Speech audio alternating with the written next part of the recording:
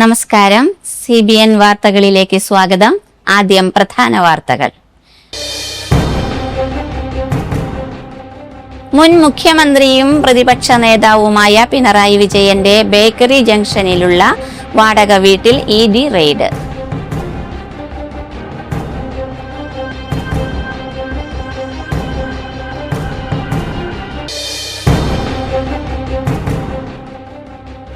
തിരുവനന്തപുരം ശ്രീ പത്മനാഭസ്വാമി ക്ഷേത്രത്തിൽ നിന്ന് കോടികൾ വിലയുള്ള അമൂല്യ വസ്തുക്കൾ കാണാതായി.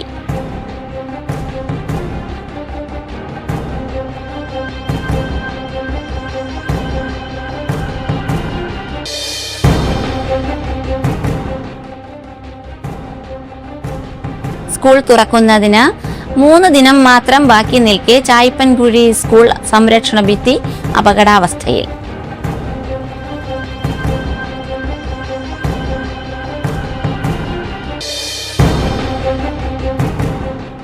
കുലയിടം നിബ്രാസുൽ ഇസ്ലാം മദ്രസയിൽ സൗജന്യ ENT പരിശോധനയും നേത്ര പരിശോധനയും നടത്തി.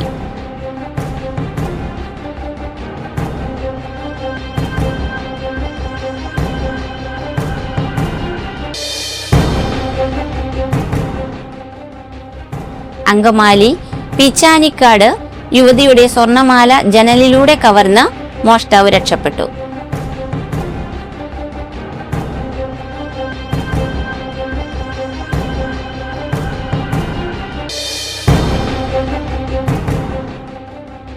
മുൻ മുഖ്യമന്ത്രി പിണറായി വിജയന്റെ വീട്ടിലെ ED റെയ്ഡിൽ കേരള പോലീസിന് ഒരു അറിവുമില്ലെന്ന് ആഭ്യന്തരമന്ത്രി രമേശ് ചെന്നിത്തല.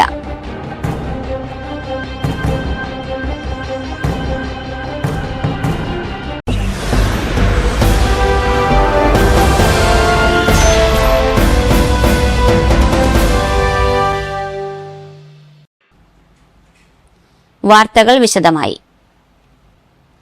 മുൻ മുഖ്യമന്ത്രിയും പ്രതിപക്ഷ നേതാവുമായ പിണറായി വിജയന്റെ ബേക്കറി ജംഗ്ഷനിലുള്ള വാടക വീട്ടിൽ ED റെയ്ഡ്. CMRL എക്സാലോജിക്കുമായി ബന്ധപ്പെട്ട കേസിലാണ് EDയുടെ പരിശോധന. കണ്ണൂരിലെ വീട്, CMRL MD ശശിധരൻ കർത്തയുടെ വീട്, മുഹമ്മദ് റിയാസിന്റെ കോട്ടൂളിയിലെ വീട്, എക്സാലോജിക്കിന്റെ ബാംഗ്ലൂരുവിലെ ഓഫീസ് എന്നിവിടങ്ങളിലായി 12 ഇടങ്ങളിലാണ് ED റെയ്ഡ് നടത്തിയത്. കേസിൽ ED അന്വേഷണം തുടരാമെന്ന ഹൈക്കോടതി ഉത്തരവിന് പിന്നാലെയാണ് നടപടി. ബേക്കറി ജംഗ്ഷനിലെ വീട്ടിനുള്ളിൽ പിണറായി വിജയനുണ്ട്. CMRL എക്സാലോജിക്സ് കേസിൽ ആരോപണ വിധേയയായ അദ്ദേഹത്തിന്റെ മകൾ വീണയും കുടുംബവും വീട്ടിലുണ്ട്.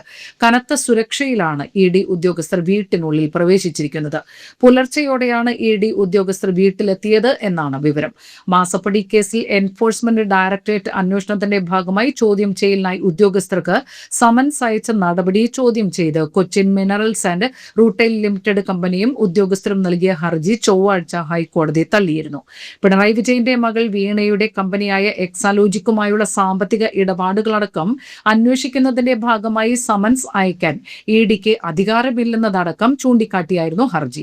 എന്നാൽ അന്വേഷണത്തിന്റെ പ്രാഥമിക ഘട്ടത്തിൽ അയക്കുന്ന സമൻസിനെതിരെ ഹർജി നൽകുന്നത് അപക്വമായ നടപടിയാണെന്നതടക്കം വ്യക്തമാക്കിയാണ് ജസ്റ്റിസ് TR രവി ഹർജി തള്ളിയത്. CMRL കമ്പനി എക്സാലോജിക് സൊല്യൂഷൻസിന് ഇല്ലാത്ത സേവനത്തിന് 1,72,00,000 രൂപ നൽകി എന്നായിരുന്നു ആദായ നികുതി ഇന്ററിം സെറ്റിൽമെന്റ് ബോർഡിന്റെ കണ്ടെത്തൽ. കമ്പനിക്ക് ഈ ബോർഡിന്റെ ഇളവുകൾ ലഭിച്ചിട്ടുള്ളതിനാൽ EDയുടെ അന്വേഷണം നിലനിൽക്കുന്നതല്ലെന്ന് ഹർജിക്കാർ വാദിച്ചിരുന്നു. എന്നാൽ ഈ ഇളവുകൾ കള്ളപ്പണക്കേസിലെ അന്വേഷണത്തിന് തടസ്സമല്ലെന്ന് കോടതി വ്യക്തമാക്കി. PMLA നിയമപ്രകാരമുള്ള കുറ്റകൃത്യങ്ങൾ ആദായനികുതി സെറ്റിൽമെന്റ് ബോർഡിന്റെ പരിധിയിൽ വരുന്നതല്ല. അതിനാൽ ആദായനികുതി വകുപ്പിൽ നിന്ന് ആനുകൂല്യം ലഭിക്കുന്നുവെന്നത് ED നടപടികളിൽ നിന്ന് സംരക്ഷണം നൽകുന്നില്ലെന്ന് കോടതി വ്യക്തമാക്കുകയായിരുന്നു. ഇത്തരം കുറ്റകൃത്യത്തിൽ അന്വേഷണവുമായി മുന്നോട്ടു പോകാൻ EDക്ക് FIRന്റെ ആവശ്യമില്ലെന്ന് സുപ്രീം കോടതി ഉത്തരവ് ഉദ്ധരിച്ച് കോടതി ചൂണ്ടിക്കാട്ടി. ഇതേ തുടർന്നാണ് പുലർച്ചെ പിണറായി വിജയന്റെ കണ്ണൂരിലെ വീട്ടിലും തിരുവനന്തപുരത്തെ വാടക വീട്ടിലും ED സംഘം എത്തിയത്. തിരുവനന്തപുരം ശ്രീ പത്മനാഭസ്വാമി ക്ഷേത്രത്തിൽ നിന്ന് കോടികൾ വിലയുള്ള അമൂല്യ വസ്തുക്കൾ കാണാതായി. ക്ഷേത്രത്തിലെ കാണിക്കയായി ലഭിച്ച ഏകദേശം 78 ഗ്രാം സ്വർണ്ണക്കട്ടികളും നാണയങ്ങളുമാണ് കാണാതായത്. സ്വർണ്ണവിളക്ക് അറ്റകുറ്റപ്പണികൾക്കായി മാറ്റിയെങ്കിലും അത് പിന്നീട് കാണാതായി എന്നാണ് സംസ്ഥാന പോലീസ് മേധാവി അഡീഷണൽ ചീഫ് സെക്രട്ടറിക്ക് അയച്ച കത്തിൽ പറയുന്നത്. സ്വർണ്ണവിളക്കിന് പകരം വെള്ളി വിളക്ക് സ്ഥാപിച്ചെന്നും വൈരനമ എന്ന ആഭരണം 6 മാസമായി കാണാനില്ലെന്നും കത്തിൽ പറയുന്നുണ്ട്.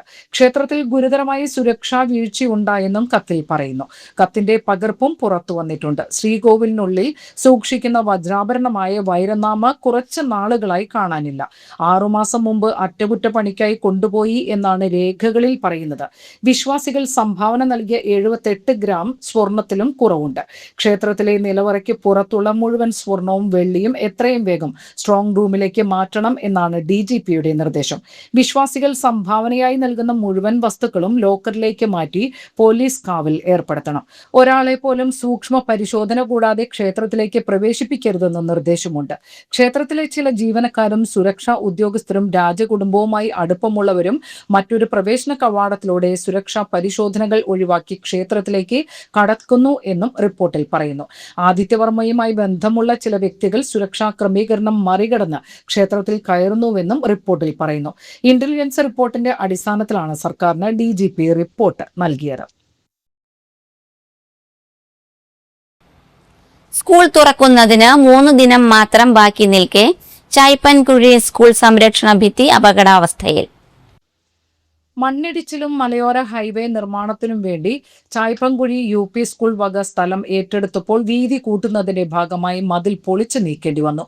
കാന നിർമ്മിതി കഴിഞ്ഞെടുത്ത് മണ്ണ് ഇടിഞ്ഞു വീണിട്ടുണ്ട്.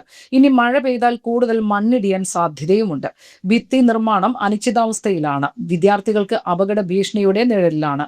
സ്കൂളിന് മുമ്പിൽ നിർമ്മാണം ആരംഭിച്ചിട്ട് ഏറെ നാളുകളായി. ജോലികൾ ഇഴഞ്ഞാണ് നീങ്ങുന്നതെന്ന് നാട്ടുകാർക്ക് പരാതിയുണ്ട്. സ്കൂളിന്റെ മധ്യഭാഗത്തുണ്ടായിരുന്ന നടപ്പാത പൊളിച്ചു നീക്കിയതിനാൽ നേരിട്ട് കയറിയിറങ്ങുന്നതിനും ഇപ്പോൾ സാധ്യമല്ല. കരാറുകാരൻ തന്നെയാണ് സ്കൂളിന്റെ മതിൽ പണിതു കൊടുക്കേണ്ടത്. സ്കൂൾ നിരപ്പിൽ നിന്നും 5 അടി താഴ്ചയിലാണ് റോഡ്. സ്കൂൾ ബസ് പാർക്ക് ചെയ്തിരുന്ന ഷെഡിനോട് ചേർന്നാണ് മണ്ണിടിഞ്ഞു കിടക്കുന്നത്. ഇവിടെ മണ്ണ് ഇനിയും ഇടിഞ്ഞു വീഴാൻ സാധ്യത കൂടുതലാണ്. സംരക്ഷണ ഭിത്തി എത്രയും വേഗം പൂർത്തീകരിക്കണമെന്നും കുട്ടികൾ അപകടത്തിൽപ്പെടാതെ സ്കൂൾ അധികൃതർ ശ്രദ്ധിക്കണമെന്നും കാരുണ്യ സോഷ്യൽ വർക്കിംഗ് ഗ്രൂപ്പ് ഭാരവാഹികൾ ആവശ്യപ്പെട്ടു.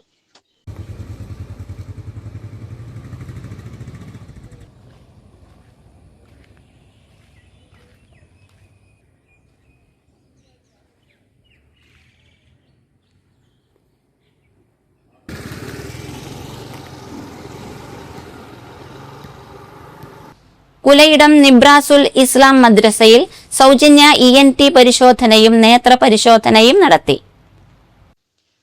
കാടുകുറ്റി ഗ്രാമപഞ്ചായത്ത് കുലയിടം, പാറയം, ചെറാലക്കുന്ന്, ചെറുവാളൂർ, കാതിക്കുടം വാർഡുകളും തൃശൂർ ട്രിനിറ്റി സൂപ്പർ സ്പെഷ്യാലിറ്റി കണ്ണാശുപത്രി സംയുക്തമായാണ് പരിശോധന സംഘടിപ്പിച്ചത്. ഗ്രാമപഞ്ചായത്ത് പ്രസിഡന്റ് KC മനോജ് ഉദ്ഘാടനം ചെയ്തു. Kulayidam ward member V Bineesh Kumar അധ്യക്ഷത വഹിച്ചു. വാർഡ് മെമ്പർമാരായ Teena Mendes, Jitty Jisho, Biju Plassery, Babu Nambadan, PL Joy, Jasmol, CDS chairperson Mini Divakaran, Umadevi, ASHA worker Bindu Unnikrishnan, coordinator MK Sivadasan, ഇമാം അബ്ദുൽ റഹ്മാൻ അസ്ലമി, ഹെൽത്ത് ഇൻസ്പെക്ടർ സാമിഷ ലവെ എന്നിവർ സംസാരിച്ചു. ENT പരിശോധനയ്ക്കായി ഡോക്ടർ PC ഉലഹാമയും നേത്രപരിശോധനയ്ക്കായി തൃശൂർ ട്രിനിറ്റി സൂപ്പർ സ്പെഷ്യാലിറ്റി കണ്ണാശുപത്രിയുമാണ് സഹകരിച്ചത്. 200ഓളം പേർ ക്യാമ്പിൽ പങ്കെടുത്തു. ശ്രീമതി ജസ്മോൾ അലക്സിനെ ക്ഷണിക്കുന്നു. ഏറ്റവും പ്രധാനപ്പെട്ട ഒരു അവയവമാണ് കണ്ണ്. അത് ആഴമായ പല കാഴ്ചകൾ കാണാനായിട്ട് അതല്ലെങ്കിൽ നമ്മുടെ ജീവിതത്തെ പ്രാധാന്യം മനസ്സിലാക്കിക്കൊണ്ട് ഇങ്ങനെയുള്ള അവസരങ്ങൾ കൊടുക്കാൻ പറ്റുന്ന സംരക്ഷണം അല്ലെങ്കിൽ ഇങ്ങനെയുള്ള അവസരങ്ങൾ മുതലാക്കാം എന്ന് നമ്മൾ മനസ്സിലാക്കണം. ഇന്നിപ്പോൾ പേരുണ്ടായിരുന്ന സ്ഥലത്ത് ഇപ്പോൾ പേര് നടന്നു തുടങ്ങി നമുക്ക് കൂടുതൽ നമ്മളത് അതിന്റെ പ്രാധാന്യം മനസ്സിലാക്കുന്നില്ല. ഇപ്പോൾ 30 പേര് വേറെ 30 പേരോട് പറയുമ്പോൾ പിന്നെയും ഒരു 60 പേരായി അങ്ങനെ ഇതിൽ എടുക്കാൻ പറ്റും എന്ന് നിങ്ങൾ മനസ്സിലാക്കണം. അപ്പോൾ അതുപോലെ തന്നെ നിങ്ങൾ എല്ലാവരോടും ചെന്ന് പറയണം, ഇനിയും ഇങ്ങനെ അവസരങ്ങൾ ഒരുക്കിയെടുത്ത ഈ വാർഡിലെ കുലയിടം ടീമിലെ എല്ലാ ടീം അംഗങ്ങളും ഒരു ക്യാമ്പ് നമ്മുടെ നാട്ടിൽ സംഘടിപ്പിച്ചതിന്. അങ്കമാലി പീച്ചാനിക്കാട് യുവതിയുടെ സ്വർണമാല ജനലിലൂടെ കവർന്ന് മോഷ്ടാവ് രക്ഷപ്പെട്ടു.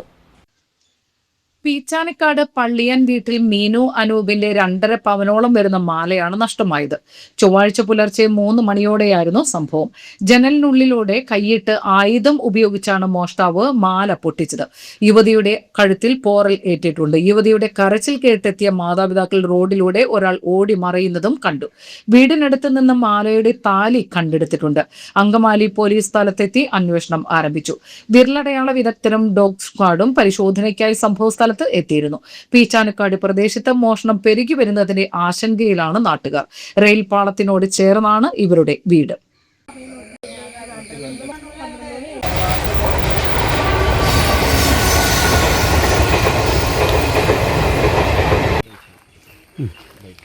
ഞങ്ങള് ട്രിവാൻഡ്രത്തുനിന്ന് വരുമായിരുന്നു. ഒരു 10-11 മണിയായപ്പോഴാണ് ഞങ്ങൾ വീട്ടിലെത്തിയത്. ഞാനും എൻ്റെ മോനും ഉണ്ടായിരുന്നു. അപ്പൊ അത് കഴിഞ്ഞ് ഒരു 12 മണി കഴിഞ്ഞപ്പോൾ ഞാൻ കിടന്നായിരുന്നു. ഒരു പുലർച്ചെ 3 മണിക്ക് ആയപ്പോഴേക്കും എൻ്റെ കഴുത്തിന്ന് ഒരു വേദന, എനിക്ക് കഴുത്തിന്ന് ഒരു വേദന വന്നു കഴിഞ്ഞ് ഞാൻ എണീറ്റ് കഴിഞ്ഞപ്പോഴേക്കും എനിക്ക് കള്ളൻ മാല പൊട്ടിച്ചു എന്ന് എനിക്ക് മനസ്സിലായി. അപ്പൊ തന്നെ ഞാൻ ജനലേക്കൂടെ കള്ളൻ എന്ന് പറഞ്ഞ് വിളിച്ചു പറഞ്ഞ് ഇവരെ എണീപ്പിക്കാൻ വേണ്ടി നോക്കി. അപ്പോഴേക്കും കള്ളൻ പേപ്പന്റെ വീടിന്റെ ഗേറ്റിന്റെ ഫ്രണ്ടിൽ കൂടെ പാസ് ചെയ്ത് ഒരു സ്കൂട്ടറിൽ പോണ പോലെ എനിക്ക് തോന്നിയത്.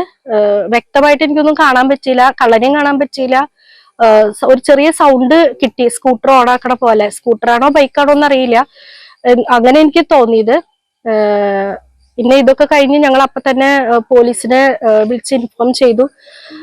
പെട്രോളിങ്ങിന്റെ പോലീസ് 2 സാർമാര് വന്ന് ഞങ്ങളോട് ഇത് ജസ്റ്റ് ഒന്ന് ഇൻഫർമേഷനും കാര്യങ്ങളൊക്കെ എടുത്ത സമയത്ത് അവര് തിരിച്ചു പോവാൻ നേരത്ത് ഞങ്ങളുടെ വീടിന്റെ ഗേറ്റ് അടച്ചിട്ടേക്കായിരുന്നു. ഗേറ്റിന്റെ പടിക്ക് 2 ചെരുപ്പ് കിടക്കണ കണ്ടു. അപ്പൊ തന്നെ പോലീസുകാർ ഫോട്ടോ എടുത്തു, സേഫ് ആയിട്ട് എടുത്തു വെക്കാൻ പറഞ്ഞു. പിറ്റേ ദിവസം അവര് പോലീസ് സ്റ്റേഷനിൽ ചെന്ന് മൊഴി കൊടുക്കണമെന്ന് പറഞ്ഞു. അങ്ങനെ പിറ്റേ ദിവസം SI സാറും എല്ലാവരും വന്ന് അവര് കാര്യങ്ങളെല്ലാം ചോദിച്ചറിഞ്ഞു. മുൻ മുഖ്യമന്ത്രി പിണറായി വിജയന്റെ വീട്ടിലെ ED റെയ്ഡിൽ കേരള പോലീസിന് ഒരു അറിവുമില്ലെന്ന് ആഭ്യന്തരമന്ത്രി രമേശ് ചെന്നിത്തല. റെയ്ഡിനെ കുറിച്ച് കേരള പോലീസിന് ഒരു അറിയിപ്പും ലഭിച്ചിട്ടില്ല. പോലീസ് സഹായം തേടിയിട്ടില്ല. കേന്ദ്ര ഏജൻസികളാണ് റെയ്ഡ് നടത്തുന്നത്. കേന്ദ്ര സേനകളുടെ സുരക്ഷയിലാണ് പരിശോധന നടത്തുന്നതെന്നും രമേശ് ചെന്നിത്തല വ്യക്തമാക്കി. റെയ്ഡുമായി ബന്ധപ്പെട്ട കാര്യങ്ങൾ കേന്ദ്ര ഏജൻസികളോടാണ് ചോദിക്കേണ്ടത്. കേരളത്തിലെ ആഭ്യന്തര വകുപ്പിന് ഒരു അറിവുമില്ല. മുഖ്യമന്ത്രി VD സതീശൻ ഡൽഹിയിൽ പോയി പ്രധാനമന്ത്രിയെ കണ്ടത് കേരളത്തിലെ ആവശ്യങ്ങൾക്ക് വേണ്ടിയിട്ടാണ്. പിണറായി വിജയൻ മുഖ്യമന്ത്രിയായിരുന്നപ്പോൾ എത്ര തവണ പോയി മോദിയെ കണ്ടു? അതൊക്കെ സാധാരണ സർക്കാർ നടപടികളുടെ ഭാഗമാണ്. അതിനെ ഇതുമായി കൂട്ടിക്കുഴയ്ക്കേണ്ട ആവശ്യമില്ലെന്നും ചെന്നിത്തല പറഞ്ഞു. മുഖ്യമന്ത്രി പ്രധാനമന്ത്രിയെ കണ്ടതും റെയ്ഡും തമ്മിൽ കൂട്ടിക്കുഴയ്ക്കുന്നതിന്റെ പിന്നിലെ രാഷ്ട്രീയ ഉദ്ദേശം എല്ലാവർക്കും മനസ്സിലാകുമെന്നും ചെന്നിത്തല പറഞ്ഞു. റെയ്ഡിനെ പറ്റി ഒരു അറിയിപ്പും ലഭിച്ചിട്ടില്ല എന്നാണ് DGPയും അറിയിച്ചത്. കോൺഗ്രസും BJPയും ചേർന്ന് എന്നത് സ്ഥിരം പല്ലവിയാണ്. കോൺഗ്രസ് എന്താണെന്നും BJP എന്താണെന്നും CPM എന്താണെന്നും ജനങ്ങൾക്ക് വ്യക്തമായി അറിയാവുന്നതാണ്. അതുകൊണ്ട് അത്തരം പ്രചാരണങ്ങളൊക്കെ കടന്ന കൈയാണ്. കൂട്ടുകെട്ട് ഉണ്ടാക്കിയവർക്ക് ഇപ്പോൾ എന്തു പറ്റി എന്നാണ് ചോദിക്കാനുള്ളതെന്നും രമേശ് ചെന്നിത്തല കൂട്ടിച്ചേർത്തു. CPMഉം BJPയും തമ്മിലായിരുന്നു ഏറ്റവും വലിയ ബന്ധം. ഇവരായിരുന്നു കൂട്ടുകെട്ട് ഉണ്ടാക്കിയത്. ഇപ്പോൾ ആ ബന്ധം എങ്ങനെ പൊളിഞ്ഞു, എന്ത് സംഭവിച്ചു എന്നാണ് ജനങ്ങളോട് അവർ പറയേണ്ടതെന്നും രമേശ് ചെന്നിത്തല വ്യക്തമാക്കി. മാസപ്പടി കേസുമായി ബന്ധപ്പെട്ട് പിണറായി വിജയന്റെ തിരുവനന്തപുരം ബേക്കറി ജംഗ്ഷനിലെ വാടക വീടുകളിൽ അടക്കമാണ് ED റെയ്ഡ് നടത്തുന്നത്. ആകെ 12 കേന്ദ്രങ്ങളിലാണ് റെയ്ഡ്. പിണറായിയുടെ കണ്ണൂരിലെ വീട്, CMRL MD ശശിധരൻ കർത്തയുടെ വീട്, മുഹമ്മദ് റിയാസിന്റെ കോട്ടൂളിയിലെ വീട്, എക്സാലോജിക്കിന്റെ ബാംഗ്ലൂരുവിലെ ഓഫീസ് തുടങ്ങിയ കേന്ദ്രങ്ങളിലാണ് പരിശോധന നടത്തുന്നത്. എൻഫോഴ്സ്മെന്റ് ഡയറക്ടറേറ്റിന്റെ പരിശോധനയെ ഒരു തുടക്കം മാത്രമായിട്ടേ കാണുന്നുള്ളൂവെന്നും ഇത്തരം നടപടികൾ കൊണ്ട് തളർത്തിക്കളയാമെന്ന് ആരും കരുതണ്ടെന്ന് മുൻ മുഖ്യമന്ത്രി പിണറായി വിജയൻ. തിരുവനന്തപുരത്തെ വാടക വീട്ടിലെ ED പരിശോധനയ്ക്ക് ശേഷം പ്രവർത്തകരെ അഭിസംബോധന ചെയ്യുകയായിരുന്നു പിണറായി വിജയൻ. ഈ പരിശോധന ചിലർക്കെല്ലാം മനസംതൃപ്തി നൽകുന്നു എന്നാണ് തോന്നുന്നത്, പ്രത്യേകിച്ച് രാഹുൽ ഗാന്ധിയെ പോലെ ഒരാൾക്ക്. കാരണം എന്തുകൊണ്ട് പിണറായി വിജയന്റെ വീട് റെയ്ഡ് ചെയ്യുന്നില്ല, എന്തുകൊണ്ട് പിണറായി വിജയനെ അറസ്റ്റ് ചെയ്യുന്നില്ല എന്നതായിരുന്നു അയാളുടെ ചോദ്യം. രാജ്യത്തെ പ്രതിപക്ഷത്തിനും പ്രവർത്തകർക്ക് നേരെയുമുള്ള കരുതിക്കൂട്ടിയുള്ള ആക്രമണ നടപടിയാണ് എല്ലാ കാലത്തും BJP സർക്കാർ തുടരുന്നത്. അതിനെതിരെ ശക്തമായ പ്രതിഷേധം രാജ്യവ്യാപകമായി വ്യാപകമായി ഉയർന്നു വന്നിട്ടുണ്ട്. തങ്ങളുടെ പാർട്ടിക്കാർ അല്ലാത്ത പാർട്ടിക്കാർക്ക് നേരെ ഇഡിയുടെ കടന്നുകയറ്റം നടന്നോട്ടെ എന്ന നിലപാടാണ് കോൺഗ്രസ് സ്വീകരിച്ചിട്ടുള്ളത്. ഇതുകൊണ്ടൊന്നും ഞങ്ങൾ അവസാനിക്കാൻ പോകുന്നില്ല. ഇതൊരു തുടക്കം മാത്രമായിട്ടേ കാണുന്നുള്ളൂ. ഇത്തരം നടപടികൾ കൊണ്ട് ഞങ്ങളെ തളർത്തിക്കളയാമെന്ന് വ്യാമോഹിക്കേണ്ടതില്ല. ഇവിടെ പ്രകടമായത് നാടിന്റെ വികാരവും പാർട്ടി സഖാക്കളുടെ വികാരവുമാണ്. പാർട്ടി ശത്രുക്കൾ കൊത്തിവലിക്കാൻ ഒരുങ്ങിയ എല്ലാ ഘട്ടത്തിലും പാർട്ടിയുടെ അകമഴിഞ്ഞ പിന്തുണയാണ് ലഭ്യമായിട്ടുള്ളത്. ആ പിന്തുണയ്ക്കും ഒരു കുറവും ഉണ്ടായിട്ടില്ല എന്നതാണ് ഇന്ന് കണ്ടത്. ഏതിനെയും നമുക്ക് ഒന്നിച്ച് നേരിടാം. ഇതാണ് നമ്മുടെ കരുത്ത്. ഒന്നിച്ച് നമുക്ക് ഇറങ്ങാം. പറയാൻ ഒരുപാട് കാര്യമുണ്ട്. അത് പിന്നീട് പറയാം, പിണറായി വിജയൻ പറഞ്ഞു. ഇഡി പരിശോധന പൂർത്തിയാക്കി ഉദ്യോഗസ്ഥർ പുറത്തേക്ക് ഇറങ്ങിയപ്പോൾ വൻ സംഘർഷമാണ് ഉണ്ടായത്. ഇഡി ഉദ്യോഗസ്ഥർ കാറിൽ കയറിയ ശേഷം സംഘർഷം കനക്കുകയായിരുന്നു.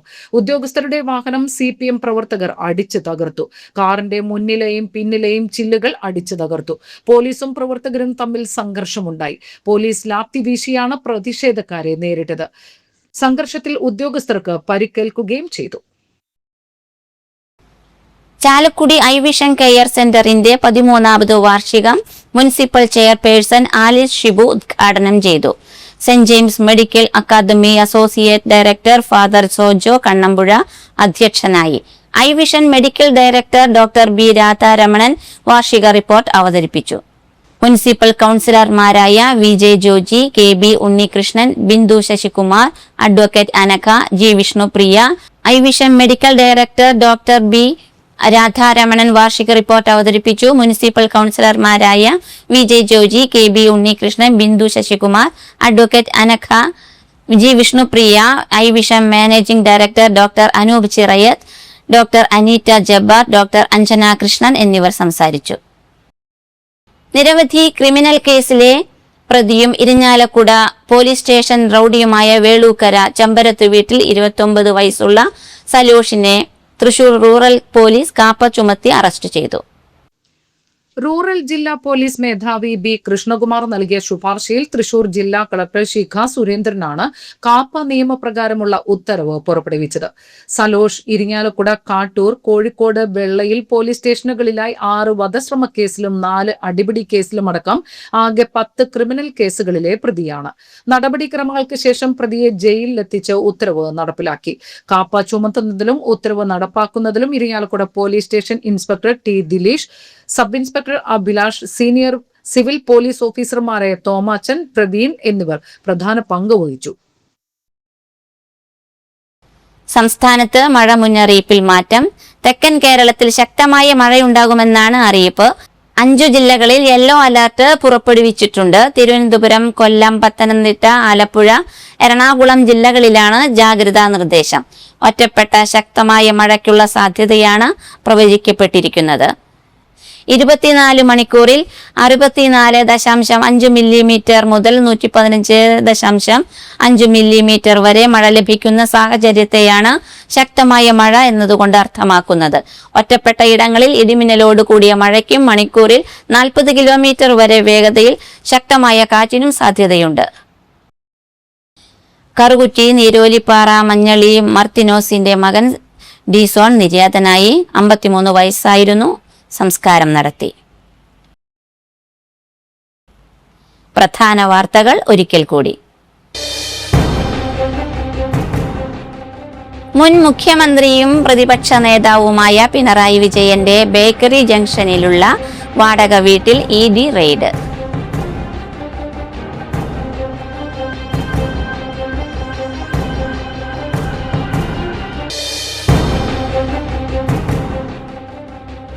തിരുവനന്തപുരം ശ്രീ പത്മനാഭസ്വാമി ക്ഷേത്രത്തിൽ നിന്ന് കോടികൾ വിലയുള്ള അമൂല്യ വസ്തുക്കൾ കാണാതായി.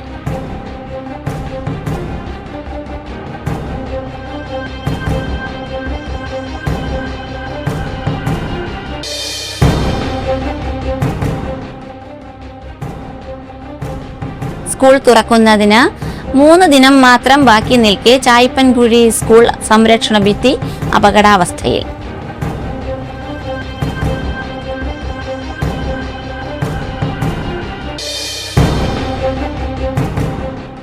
കുലയിടം നിബ്രാസുൽ ഇസ്ലാം മദ്രസയിൽ സൗജന്യ ENT പരിശോധനയും നേത്ര പരിശോധനയും നടത്തി.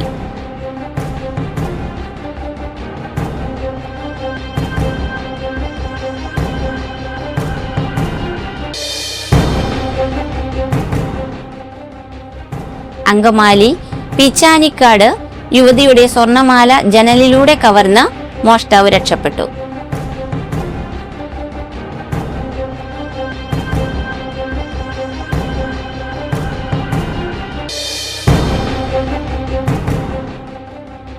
മുൻ മുഖ്യമന്ത്രി പിണറായി വിജയന്റെ വീട്ടിലെ ED റെയ്ഡിൽ കേരള പോലീസിന് ഒരു അറിവുമില്ലെന്ന് ആഭ്യന്തരമന്ത്രി രമേശ് ചെന്നിത്തല.